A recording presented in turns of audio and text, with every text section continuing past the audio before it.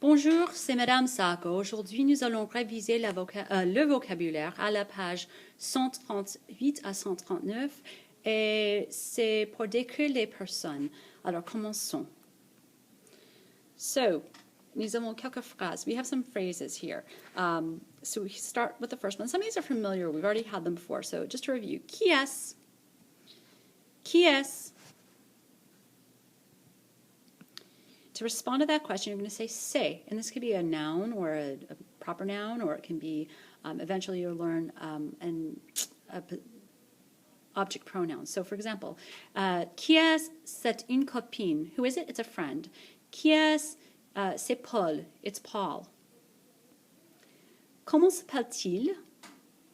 Comment s'appelle-t-il? Comment s'appelle-t-elle? Comment s'appelle-t-elle? So again, what's his or her name? Il s'appelle. Il s'appelle. Elle s'appelle. Elle s'appelle. Quel âge a-t-il? Quel âge a-t-il? Quel âge a-t-elle? Quel âge a-t-elle? Don't forget this letter here is pronounced a. When we respond to this, we're going to say il a 11 ans, il a 12 ans, il a 13 ans, or elle a 11 ans, elle a 12 ans, elle a 13 ans, elle a 14 ans. So again, the pronunciation a. When in French we talk about age, we talk about having a certain number of years, not being a certain number of years, so we don't use a here. Comment est-il? Comment est-il? Comment est-elle? Comment est-elle? So this question is comment est-il, comment est-elle? How is he, how is she? Refers to what somebody's like physically, what they look like, or personality-wise. So when you're responding to this, you'd use il est, par exemple, il est grand, he's tall, il est gentil, he's nice. Some of these vocab words we'll learn in the next coming weeks. So now when we're talking about people, we have some words for people. These are at the bottom of page 138. So, comment dit-on a person? Une personne.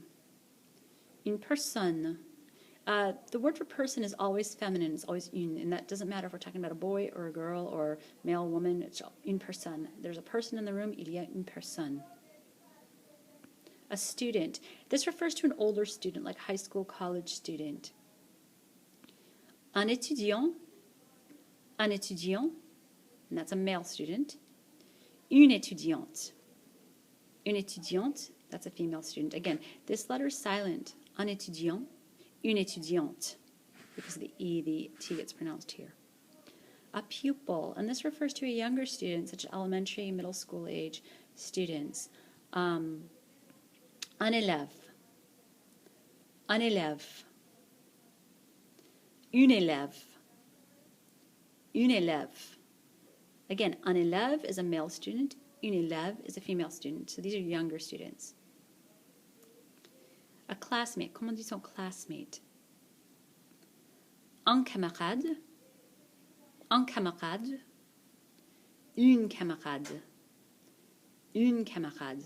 Again, un camarade for a boy. Une camarade for a girl. A man. Un homme. Un homme. This H is silent. Un homme. A woman. Une femme. Une femme. So think about this as being like female. Une femme. A teacher. Un professeur. The word professeur, if you use the long version, un professeur is always masculine. Un professeur. However, if we shorten it to prof, it's un prof for male, une prof for female. So we have un professeur, un prof, or une prof. A neighbor. Un voisin, un voisin. Une voisine, une voisine. So again, we're going to use voisin for a male neighbor, voisine for a female neighbor. Some words to describe what people look like. Tall. Grand. Grande. Again, we'll use the top one when we're talking about a male, and the bottom one when we're talking about a female. Grand, grande. Don't forget your endings. Don't get pronounced here, but they do get pronounced here because of the E. Short. Petit, petite. Petit, petite. Again, masculine is the top one. Feminine is the bottom one. E, we have the E, so we have to pronounce the T. To say somebody's brunette or has brown hair. Brun, brune. Brun, brune. Again, for male, female, add the E. Blonde, to say somebody has blonde hair. Blond, blonde. Blond, blonde. Again, masculine, feminine. Now, to say somebody has other color hair, such as black hair or red hair, is a little bit more complex, so we will go over that in class. For now, you need to know brown and blonde, but we will work on other color hair tomorrow in class.